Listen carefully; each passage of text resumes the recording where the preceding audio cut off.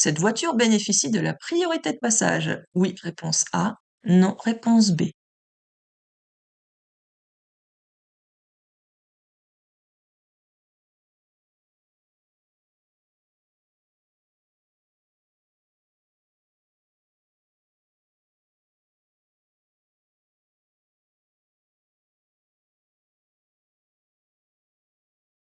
Donc, est-ce que cette voiture, donc celle-ci, bénéficie de la priorité de passage? On voit que là, on est d'un point de vue de cycliste. Le cycliste est sur sa bande cyclable. Lui, il va continuer tout droit. Donc, celui-ci, qu'est-ce qu'il va faire? Il va traverser la bande cyclable avant de tourner. Donc, il va devoir laisser le passage au cycliste qui continue dans sa voie. Donc, cette voiture bénéficie de la priorité de passage. Non, réponse B, c'est le cycliste qui est prioritaire. Si vous appréciez mes explications, que vous trouvez que mes explications sont de qualité et qu'elles sont utiles pour vous, n'hésitez pas à vous abonner pour pouvoir voir les séries suivantes. Donc abonnez-vous et mettez la petite notification, comme ça vous serez informé de mes nouvelles séries. Et puis si vous estimez que mes vidéos méritent d'être vues par plus de personnes, est-ce que vous êtes satisfait de la qualité? N'hésitez pas à mettre un like, ça fera remonter mes vidéos et elles seront plus vues. Allez, on continue sur la question suivante. La signalisation annonce un rond-point. Oui, réponse A. Non, réponse B. Un sens giratoire. Oui, réponse C. Non, réponse D.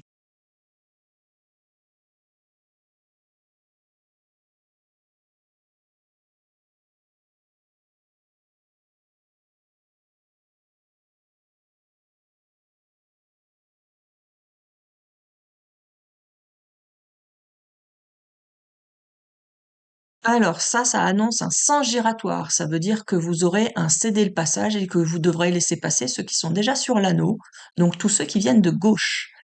Quand ça sera un rond-point, vous n'aurez pas ce panneau-là, et donc ça sera la règle de priorité à droite. Donc c'est priorité à celui qui veut rentrer dans l'anneau. Donc une fois que vous êtes dans l'anneau, vous devez laisser passer tous ceux qui viennent de droite. Donc la règle de priorité de passage est différente en fonction des deux. Donc ça, c'est un sens giratoire. Du coup, c'était la réponse B et C. Dans cette situation, cette voiture peut circuler sur la voie des cyclistes. Oui, réponse A. Non, réponse B.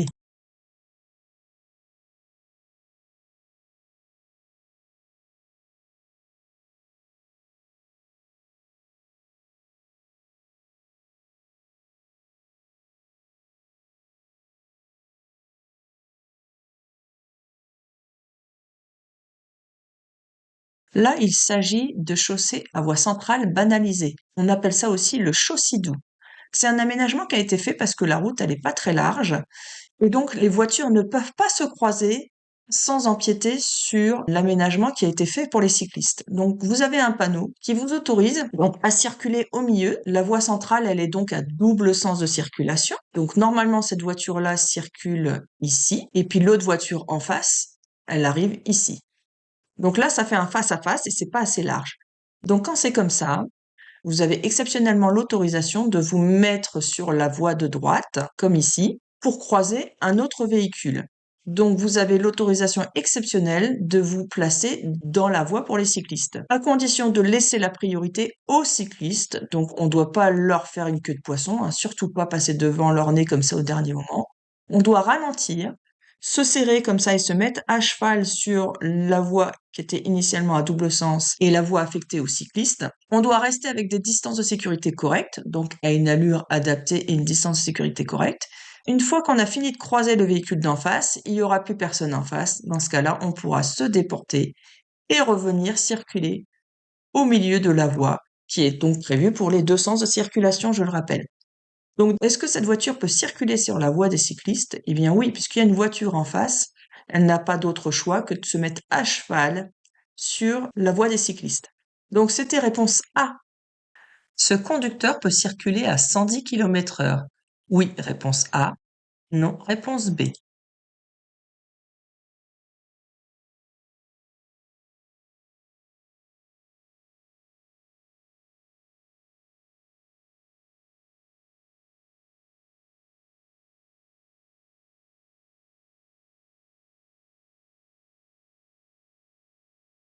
Donc, est-ce que ce conducteur de poids lourd peut rouler à 110 km/h ici? On voit qu'on est sur une route à deux chaussées séparées par un terre-plein central. Donc, c'est pas l'autoroute, hein, parce qu'on nous informe qu'on est en sens unique. Vous aurez pas ce panneau-là sur l'autoroute. Et là-bas, les panneaux sont verts. Donc, c'est pas l'autoroute. À savoir qu'un chauffeur de poids lourd est limité à 80 km/h sur une route à caractère prioritaire. Vous savez que la vitesse maximale, c'est 90 sur autoroute et après, ça peut être 80 sur la route en fonction de certaines conditions. Donc, il ne peut pas aller à 110 km/h. Réponse B. Je suis bien placé pour aller à Créteil. Oui, réponse A. Non, réponse B.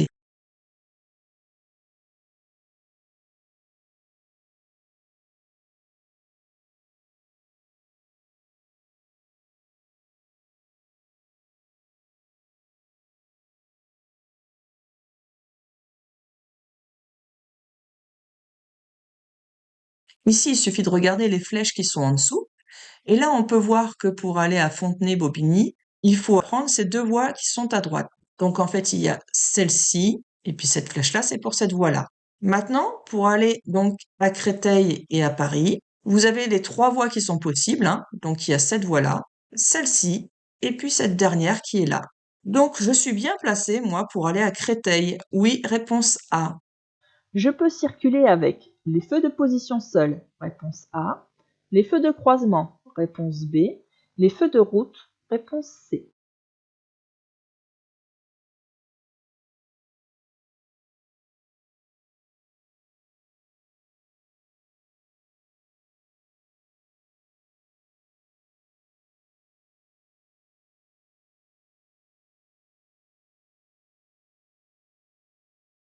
Alors, normalement, quand on est en agglomération avec des éclairages, vous voyez les lampadaires qui sont allumés là, d'accord? Quand il y a de l'éclairage, je peux circuler soit en feu de position, soit en feu de croisement. Mais il y a une donnée à prendre en compte, c'est que là, il pleut. Donc, comme il pleut, je dois rouler en feu de croisement uniquement. Donc, réponse B. Dans cette situation, je suis obligé de circuler en feu de croisement. Oui, réponse A. Non, réponse B.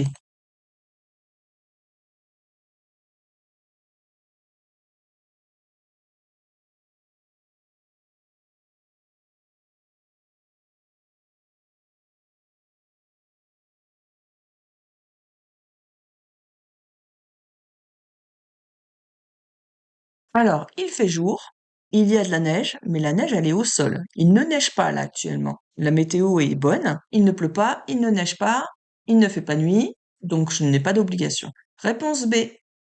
Si je refuse de m'arrêter, je commets un délit. Oui, réponse A.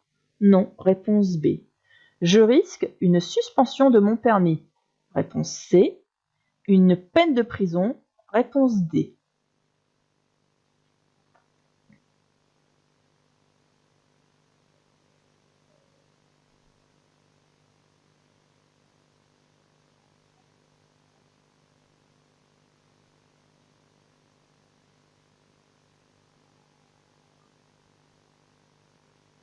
Donc c'était réponse A, puisque je commets un délit, hein, c'est quand même un délit. Pas un délit de fuite, hein, mais un délit dans le sens où je risque une peine de prison et une suspension de mon permis. Et donc je risque la suspension et la peine de prison. Donc c'était réponse A, C et D. Je doute des intentions du cycliste. Je klaxonne. Oui, réponse A. Non, réponse B. Je ralentis. Oui, réponse C. Non, réponse D.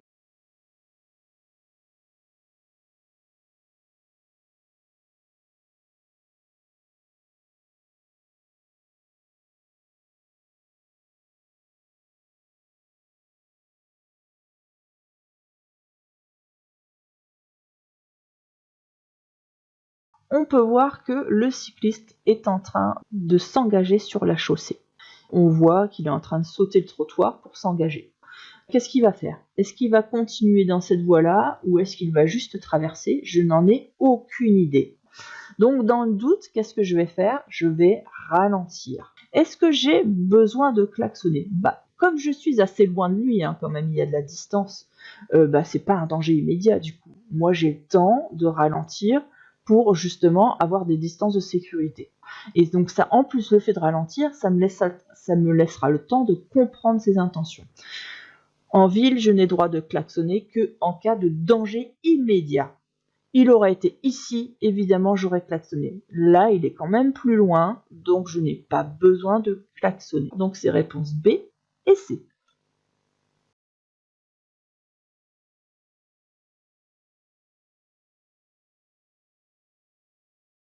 Dans cette situation, le véhicule A cède le passage au véhicule B. Vraie réponse A ou réponse B.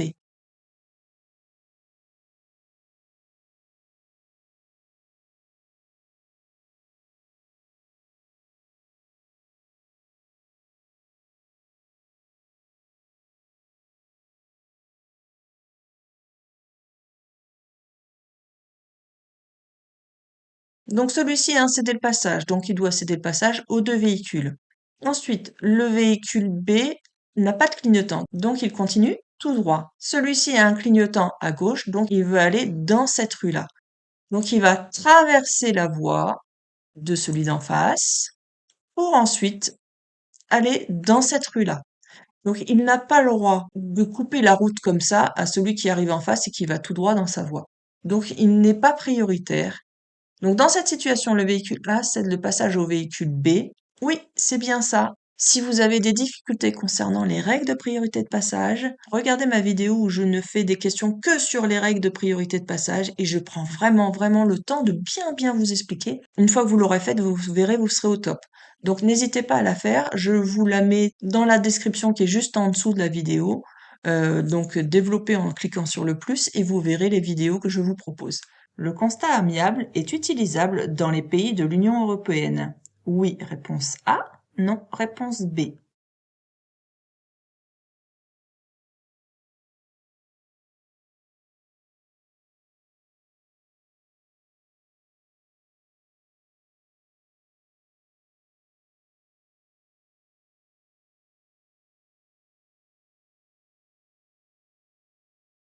Donc le constat, c'est le constat que vous utilisez en cas d'accident matériel, d'accord?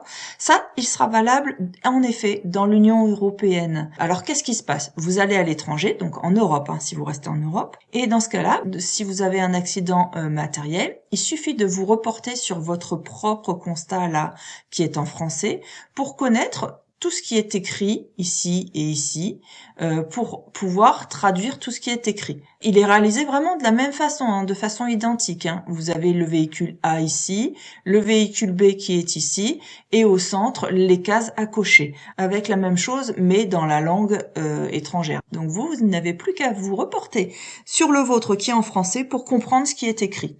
Ensuite, vous remplissez votre partie, admettons que vous soyez le véhicule A, vous remplissez votre partie en français, n'hésitez pas, ainsi que les observations aussi en français. Il n'y a aucun problème par rapport à ça. Donc c'était réponse A. Je me suis trompé de direction. Je peux revenir dans la voie de droite puisqu'il n'y a personne. Oui, réponse A. Non, réponse B.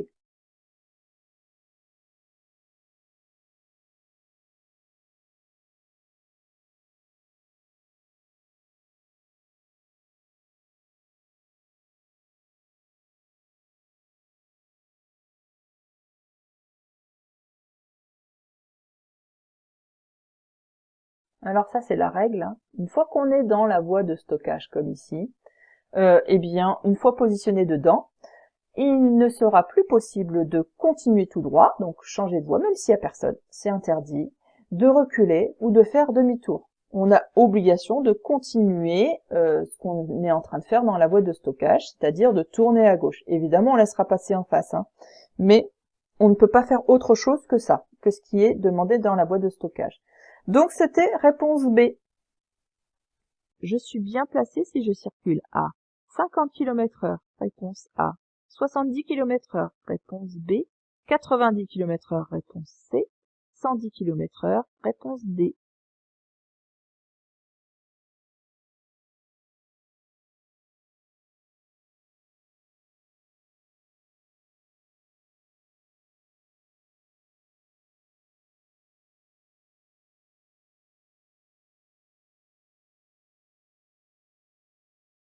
Donc ici, vous voyez, vous avez un marquage au sol qui est resserré et large. Hein, les pointillés sont larges aussi. Et vous regardez dans le rétroviseur, ça dure depuis un bon moment, et idem sur l'avant. Donc là, en fait, c'est une voie pour véhicule lent. Vous pouvez l'utiliser que si vous roulez à 60 km/h au maximum. Donc, si je dépasse les 60 km/h, ben moi, je roule ici. Là, on me dit rien de particulier, ça veut dire que je roule à la vitesse maximale autorisée. Là, on me demande si je suis bien placé, si je circule à 50 km/h. Bien non, si à 50 km/h, il aurait fallu être ici. À partir de 70 km/h, je peux être ici, 90 aussi, et 110 aussi. Donc là, c'était réponse B, C et D. Je m'arrête pour laisser traverser les enfants. Oui, réponse A. Non, réponse B.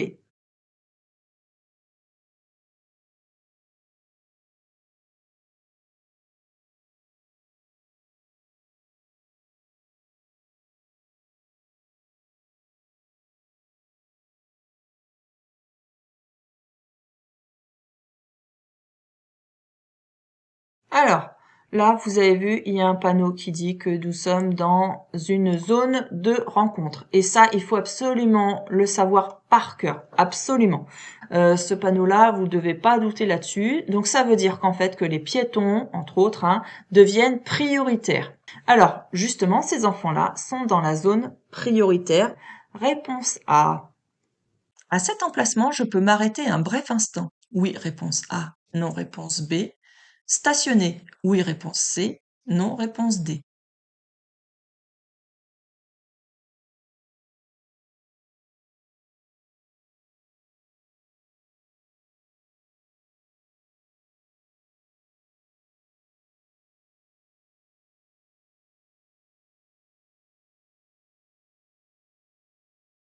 Alors ici, c'est un arrêt minute. Donc c'est uniquement pour un bref instant.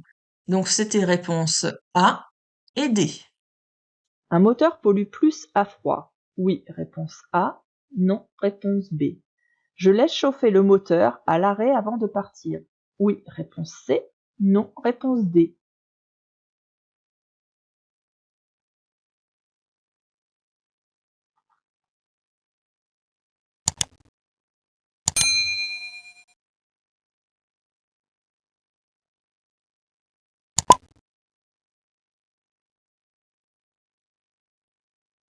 Plus il fait froid, plus il y aura d'émissions polluantes, d'accord, importantes. Et plus vous allez démarrer donc votre moteur à froid, plus il y aura de matières polluantes qui sortent de l'échappement. Et c'est encore pire quand il fera de plus en plus froid. Les matières polluantes seront encore plus importantes. Surtout si c'est une voiture essence d'ailleurs, qui est équipée d'un pot catalytique qui n'est efficace, ça il faut le savoir, que quand le pot a atteint 250 degrés au moins. Ce qui veut dire quand même qu'il faut faire, je sais pas, au moins une bonne dizaine de minutes de circulation pour que votre pot catalytique soit efficace. Donc dans les premières minutes, il n'est pas efficace. Donc si on laisse son moteur se chauffer à l'arrêt, bah, ça fait quoi? Ça fait un gâchis de carburant parce qu'on consomme beaucoup plus. Donc on consomme beaucoup plus pour rien sans faire de kilomètres. Et en plus, ça fait une pollution inutile. Donc il faut rouler dès les premières minutes, en douceur par contre, pour laisser le temps au moteur de chauffer et de ne pas forcer sur le moteur. Donc la question, un moteur pollue plus à froid? Oui, réponse A. Et je laisse chauffer le moteur à l'arrêt avant de partir?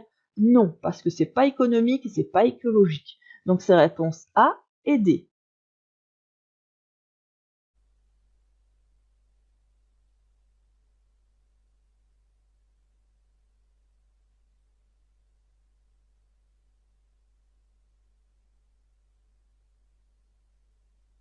Ma voie est totalement encombrée. Je peux franchir la ligne continue? Oui, réponse A. Non, réponse B.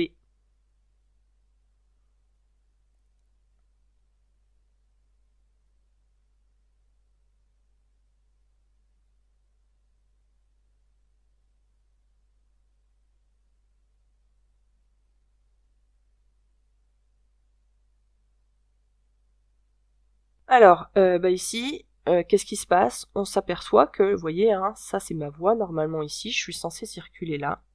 Mais au bout d'un moment, là, la neige, là c'est ma bande blanche, et la neige, elle arrive ici. Et ben, je vois même plus la bande blanche. Donc je n'ai plus de voie. Ma voie s'arrête ici. Donc qu'est-ce que je fais? Je franchis ma bande blanche ou pas? Bien là, ça fait partie des cas particuliers. Là, j'ai pas le choix. Je dois franchir la bande blanche.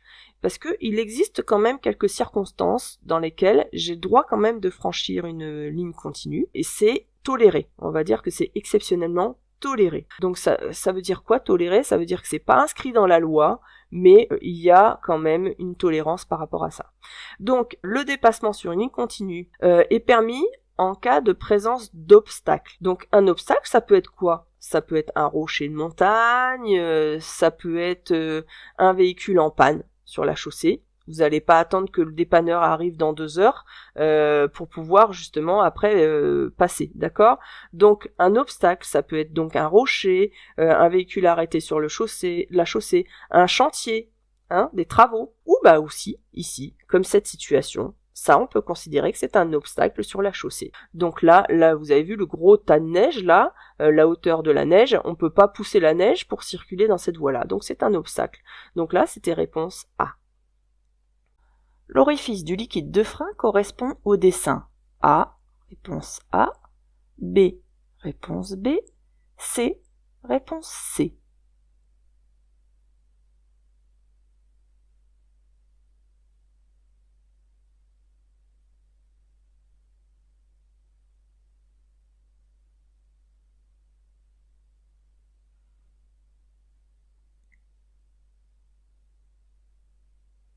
Le A, on voit le symbole du pare-brise avant avec le petit jet d'eau, donc c'est le liquide de lave-glace. Le B, c'est le liquide de refroidissement, toujours avec un petit triangle et puis une température. C'est pour vous signaler qu'il faut surtout pas ouvrir ça à chaud, parce que là vous risquez de vous brûler. Le C, ça c'est le symbole du freinage, donc c'est le liquide de frein.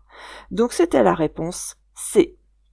Mon véhicule est situé sur une voie d'accélération, réponse A. Sur une voie de décélération, réponse B.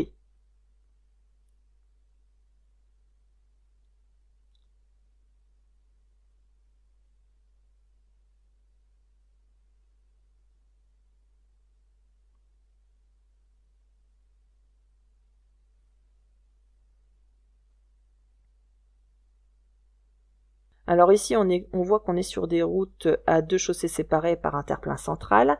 On nous indique qu'il y a un cédé-le-passage. On voit qu'il y a de la circulation dans le rétroviseur à l'arrière. Et puis on voit la confirmation du cédé-le-passage ici avec la route qui se rétrécit ici. Donc on est là sur une voie où ça circule très fort et très vite. Donc on n'aura jamais ni un stop ni un cédé-le-passage ici où on devra s'arrêter et puis s'insérer au dernier moment. Non, il va falloir lancer notre véhicule et une fois qu'on aura à peu près la même allure que les autres, là on pourra s'insérer sans gêner et sans faire ralentir la circulation pour éviter tout risque d'accident. Donc là, ça sera une voie d'accélération pour pouvoir aller à la même allure que les autres pour ensuite m'insérer. Donc réponse A. Par rapport à une conduite de jour, les indices visuels en conduite de nuit sont moins nombreux? Oui. Réponse A. Non. Réponse B. Moins visible? Oui. Réponse C. Non. Réponse D.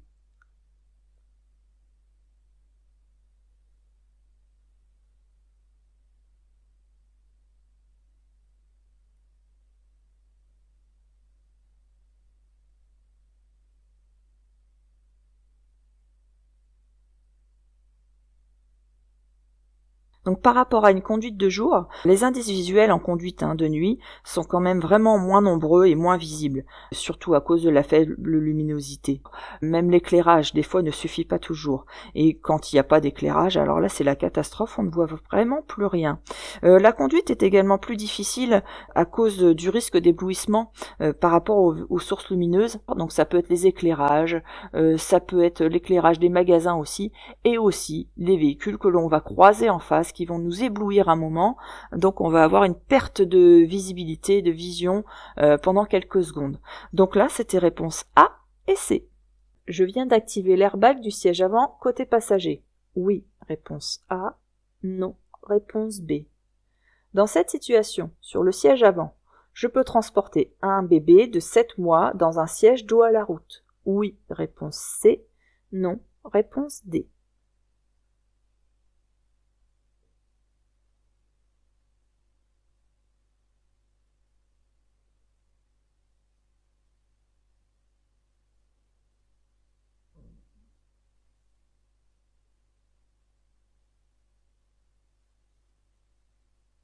Alors, il faut savoir que sur la plupart des voitures, des nouvelles voitures, mais attention, certaines c'est pas possible, vous pouvez désactiver l'airbag du côté passager. Comment vous faites? Vous introduisez votre clé de voiture là-dedans, dans ce Neyman ici, et ensuite vous tournez soit sur on, soit sur off, en fonction de ce que vous avez l'intention de faire. Si vous le mettez sur on, c'est que là l'airbag est enclenché.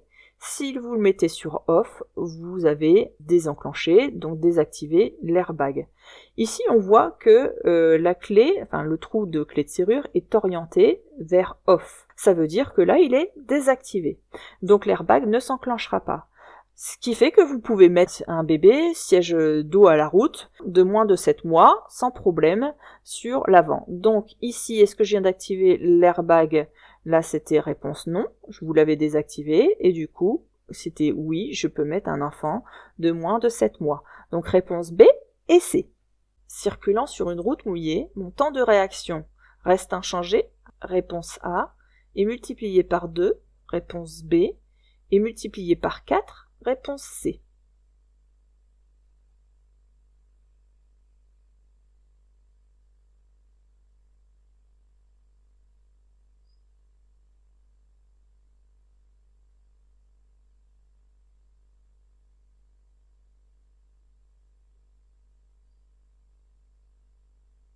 Qu'est-ce que c'est que le temps de réaction? Le temps de réaction, c'est entre le moment, parce que nous on regarde, ça c'est notre œil, c'est entre le moment où on a vu quelque chose et entre le moment, et là il va se passer du temps, et entre le moment où on va commencer soit à faire un coup de volant ou appuyer sur la pédale de frein. Voilà. Donc là, c'est le temps qui va se passer entre ce qu'on a vu et ce qu'on va faire.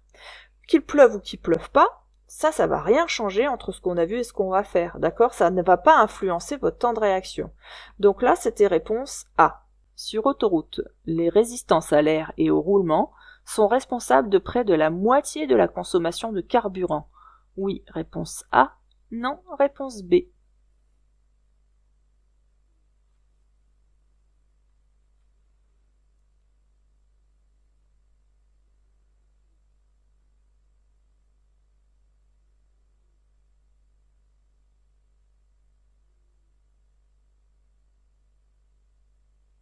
Alors même s'il y a eu beaucoup d'efforts de fait sur l'aérodynamisme, la résistance à l'air et au roulement, quand vous roulez, c'est ça provoque une bonne partie de la consommation. Et c'est encore pire si vous mettez un coffre de toit, par exemple. Donc là, plus vous allez rouler vite, plus il y aura une résistance à l'air. Donc évidemment que sur l'autoroute, la résistance à l'air et au roulement, c'est responsable de près de la moitié du carburant. En effet, c'est pour ça qu'on vous conseille de réduire un petit peu votre allure pour consommer beaucoup moins. Donc réponse A, je ralentis. Oui, réponse A, non, réponse B.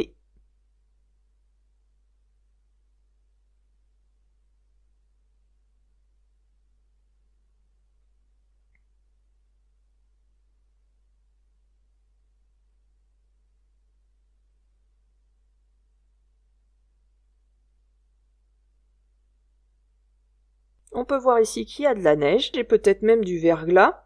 D'ailleurs, c'est annoncé, mais même s'il n'y avait pas le panneau, on peut se dire qu'il y a une possibilité de verglas ici, parce que là, la neige, elle est restée ici. Donc c'est une zone qui est certainement plus froide et plus humide. Mais ça se voit pas toujours, le verglas. Et on a une limitation de 50 km/h. On roule aussi à 50 km/h, donc on peut se dire tout va bien, je respecte la limitation de vitesse. Mais là, vu le contexte, il vaut mieux quand même ralentir, parce que là, il y a un risque de perte d'adhérence qui est quand même important. Donc je ralentis, oui, réponse A. Détacher sa ceinture de sécurité avant l'arrêt complet du véhicule présente un risque. Oui, réponse A. Non, réponse B.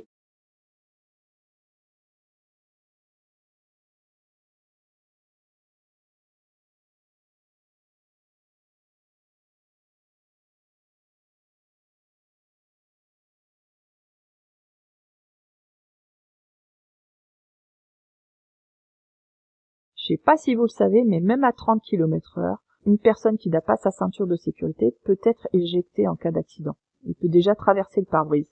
Donc c'est déjà violent à 30 km/h. C'est pour ça qu'il faut attendre l'arrêt complet du véhicule pour pouvoir enlever sa ceinture de sécurité. Donc en effet, ça présente un risque. Donc c'est bien réponse A. Pour signaler un accident, j'utilise un triangle. Sur route, oui, réponse A, non, réponse B. Sur autoroute, oui, réponse C, non, réponse D.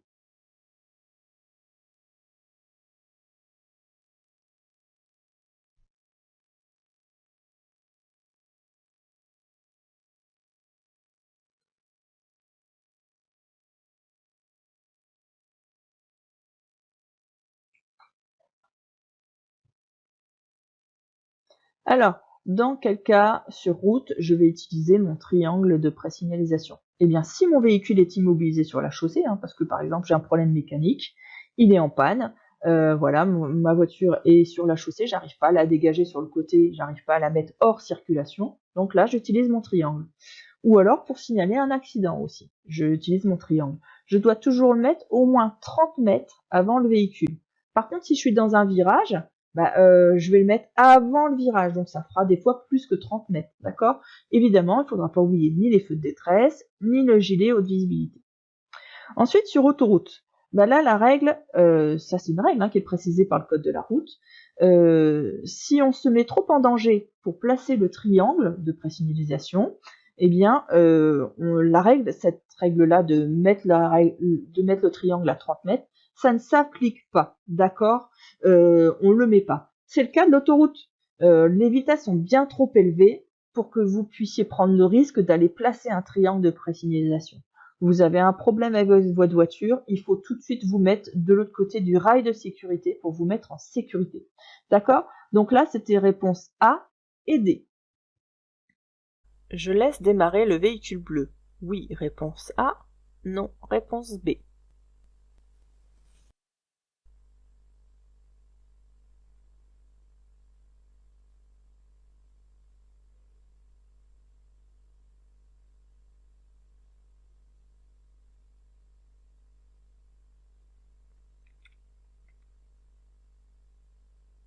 Alors nous, on circule sur la route principale.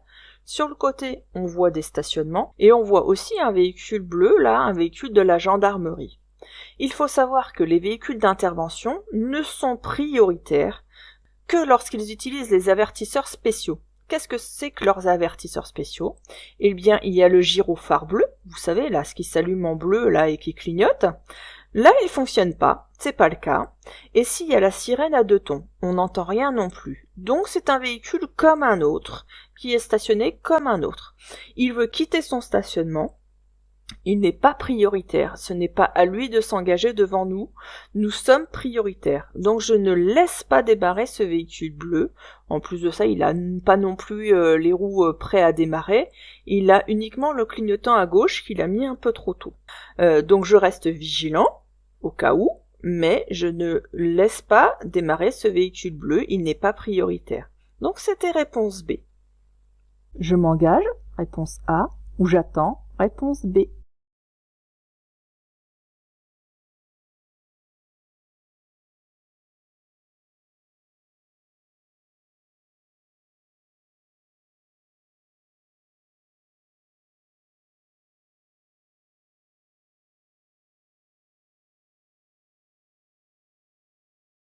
Un piéton, c'est vulnérable, c'est fragile. Donc dans tous les cas, il faut que je pense à passer avec toutes les sécurités possibles.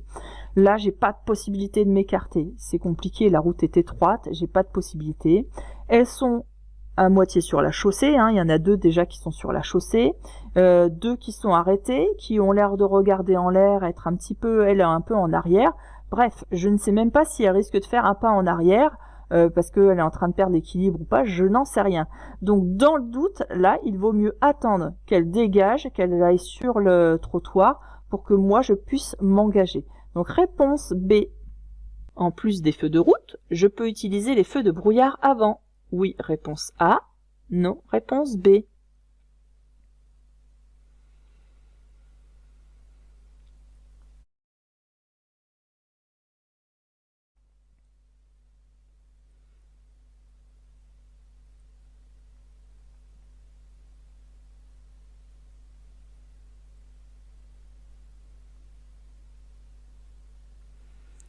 Avant de répondre à cette question, hein, vous n'oubliez pas, n'hésitez pas à refaire les séries là où vous avez fait des erreurs.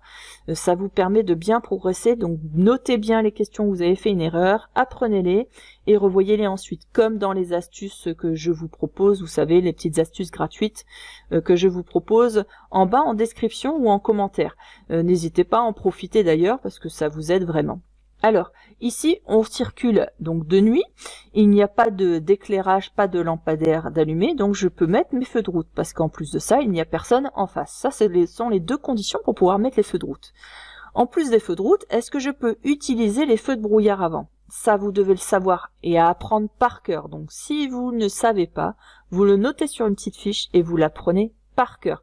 Pour les feux de brouillard avant, je n'ai le droit de les mettre en complément des feux de route que en cas de route étroite et sinueuse. Ici, la route, elle n'est pas étroite du tout, elle est large et elle n'est pas sinueuse. Sinueuse, je vous rappelle, c'est quand ça tourne, quand il y a des virages. Et là, ce n'est pas le cas. Donc, je ne peux pas utiliser mes feux de brouillard. Réponse B. En appuyant sur le bouton de dégivrage, je pourrais faire disparaître la buée sur le pare-brise avant. Oui, réponse A. Non, réponse B.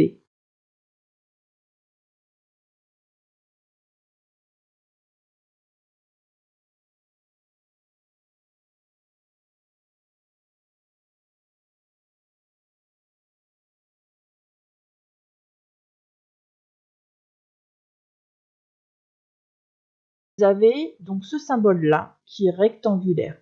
Alors souvent vous avez remarqué un pare-brise avant, le devant de la voiture, il est toujours un petit peu plus large comme ça. Donc quand c'est évasé, avec du coup je rajoute la chaleur, hein, d'accord, mais quand c'est évasé, c'est le pare-brise avant. Là, c'est bien rectangulaire. Ce symbole-là, quand c'est rectangulaire, c'est bien pour l'arrière. Donc, en appuyant sur le bouton de dégivrage, je pourrais faire disparaître la buée sur le pare-brise avant. Non, ça c'est le haillon de derrière. Donc, c'est réponse B. Une acuité visuelle de 10 dixièmes me permet de lire un panneau d'entrée d'agglomération à 25 mètres. Réponse A.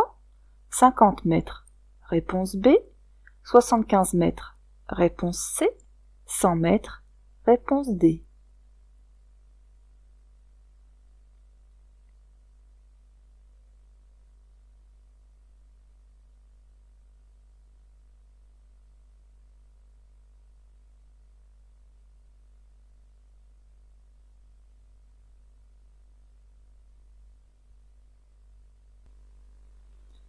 La taille des panneaux, ainsi que les caractères qui sont à l'intérieur, varient en fonction de votre vitesse. Alors avec une acuité visuelle de 10 dixièmes, ça permet de lire un panneau d'entrée d'agglomération comme celui-ci à 50 mètres. Ce qui veut dire que ça comprend, parce qu'on vous demande pas la vitesse maximale là, on vous demande à quelle distance ça me permet de lire ça. Donc à 25 mètres je peux le lire, parce que c'est en dessous de 50 mètres, et à 50 mètres aussi je peux le lire. Au-dessus c'est trop loin. Donc là c'est réponse A et B. Ce panneau interdit le dépassement des cyclistes, réponse A, des cyclomotoristes, réponse B, des motocyclistes, réponse C, des tracteurs, réponse D.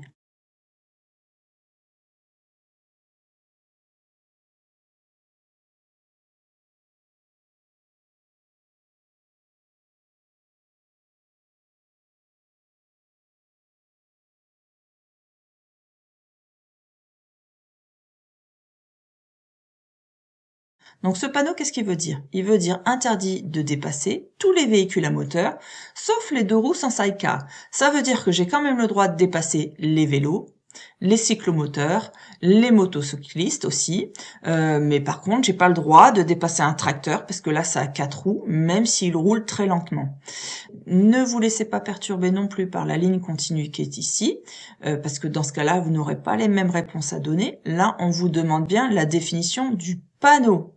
Donc, le panneau, il m'interdit le dépassement du tracteur uniquement, et j'ai quand même le droit de dépasser le reste. Donc là, c'était réponse D. Manger en conduisant est autorisé? Oui, réponse A. Non, réponse B. Et sans risque? Oui, réponse C. Non, réponse D.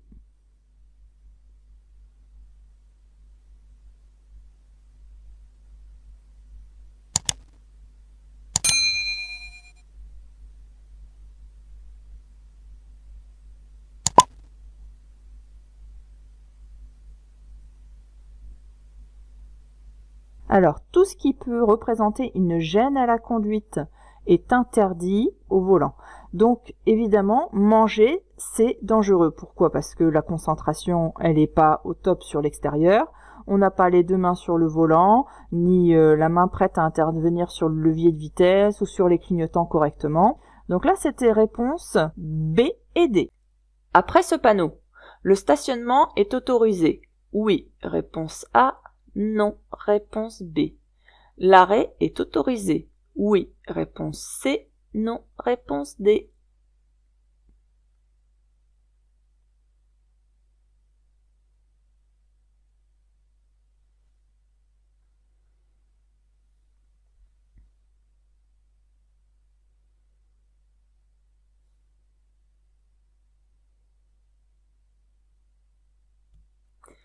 Avec ce panneau, il y a un panonceau ici, là, hein, qu'on voit bien là. Donc ce panonceau, ça nous dit que ce panneau-là ne concerne que les transports de marchandises. Donc il ne nous concerne pas. C'était une interdiction de stationner, mais elle ne nous concerne pas. Ici, on voit des marquages au sol. D'accord? Donc ça nous autorise à nous arrêter et à stationner. Donc là, après ce panneau, le stationnement est autorisé, oui, réponse A. L'arrêt est autorisé, oui, réponse C.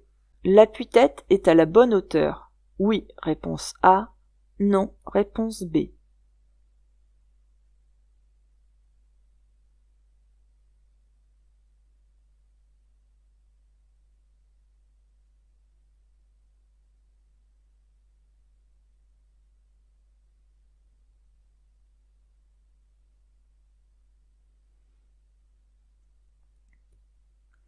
Alors, l'appui-tête, là, n'est pas à la bonne hauteur. Il est trop bas. Ce qui fait que sa tête, là, risque de basculer trop en arrière et lui faire le coup du lapin. Donc, l'appui-tête, il doit être au niveau de sa tête, à ce niveau-là. Au niveau du haut de la tête. Donc, il faut le remonter pour qu'il soit à ce niveau-là. Réponse B. Dans cette situation, je klaxonne. Réponse A. Je mets mes feux de détresse. Réponse B. Je fais un appel de phare, réponse C. Je ralentis, réponse D.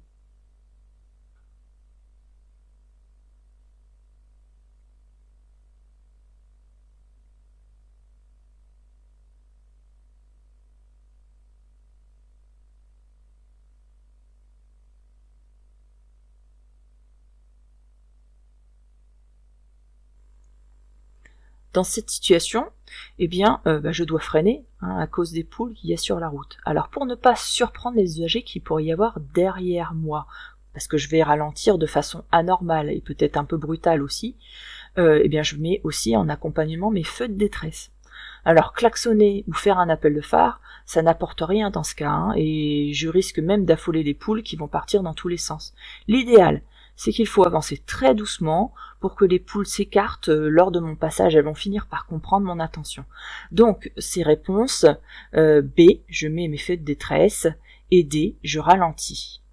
Circulant avec un taux d'alcoolémie de 0,5 g d'alcool par litre de sang, le risque d'avoir un accident mortel est multiplié par 2, réponse A, 10, réponse B, par 35, réponse C.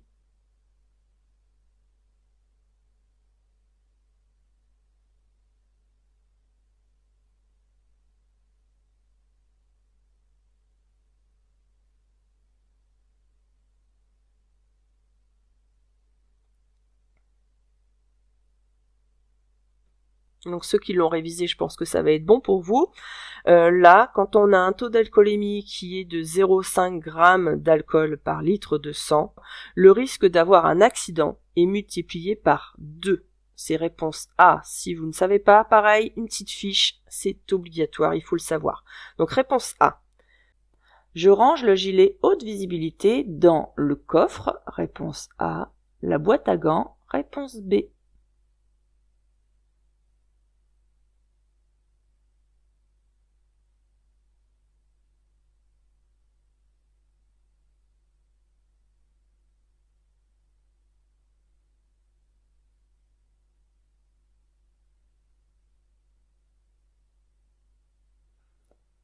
Alors, en circulation, le conducteur doit, et j'ai bien dit doit, obligatoirement disposer d'un gilet haute visibilité à portée de main.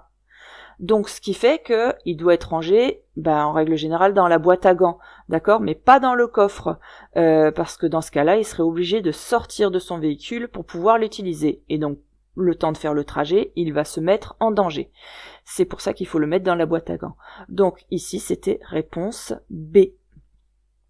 Une assurance responsabilité civile est obligatoire. Oui, réponse A. Non, réponse B.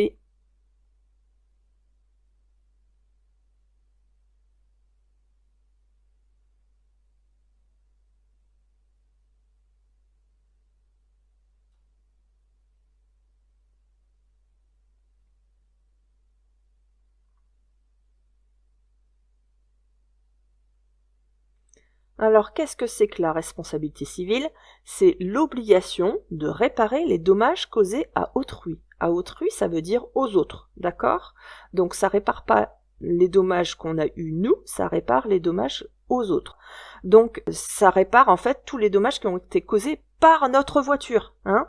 Donc ça peut être des dégâts matériels, ça peut être des blessures, ou alors ce qui s'ensuit après les blessures, hein, maladie ou décès même, hein. Donc ça peut coûter très très cher, des sommes très importantes en cas de blessure et des soins qui sont à vie, par exemple du matériel à assurer à vie, ça peut vous coûter très très cher. Pareil pour le décès, ça peut coûter très cher parce que souvent vous avez donc une somme à verser, ça peut être une somme à verser par exemple à la femme du décédé et aux enfants. Donc ça peut être énorme. Donc c'est pour ça que c'est obligatoire d'ailleurs d'avoir une assurance responsabilité civile. Par contre, attention, il y a des exceptions. Certains dommages sont pas couverts par cette responsabilité civile, d'accord? Il s'agit principalement des dommages que vous causez ou que vous causez à vos proches. Il y a aussi des dommages que vous causez intentionnellement. Ça veut dire que vous avez volontairement provoqué un accident. Dans ce cas-là, l'assurance ne prendra pas en charge. Et ne prendra pas non plus en charge les dommages qui sont liés à votre activité professionnelle. Dans ce cas-là, c'est une assurance spéciale.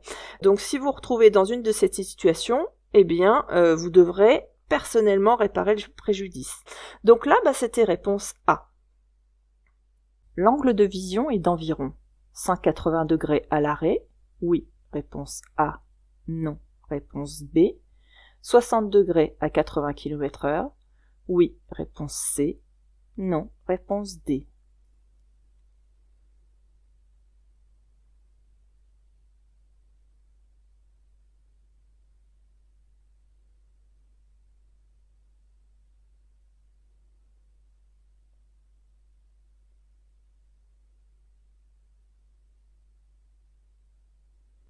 Alors, à l'arrêt, la largeur du champ visuel, il est à peu près de 180 degrés, hein. C'est-à-dire que là, si on tendait vraiment les bras sur les côtés de notre tête, on voit les deux extrémités de nos mains. Et cette largeur, elle va rétrécir. Plus on va rouler vite, plus elle va rétrécir. Pour vous donner une idée d'ordre un petit peu de grandeur, là, savoir comment ça va évoluer, à 30 km/h, mon champ de vision, il est à peu près de 120 degrés. C'est à peu près ce qu'on peut voir ici, d'accord? Ensuite, plus on va rouler vite, à 80 km/h par exemple, il va réduire à 60 degrés. Donc 60 degrés, ça fait plus grand chose, hein, ça fait à peu près ça. Et puis ensuite, à 100 km/h, il va réduire à 45 degrés. Donc ce qui veut dire que plus on va aller vite, plus on va louper des indices autour de nous. Donc ça, c'est important de le savoir. Donc là, la réponse, c'était A et C.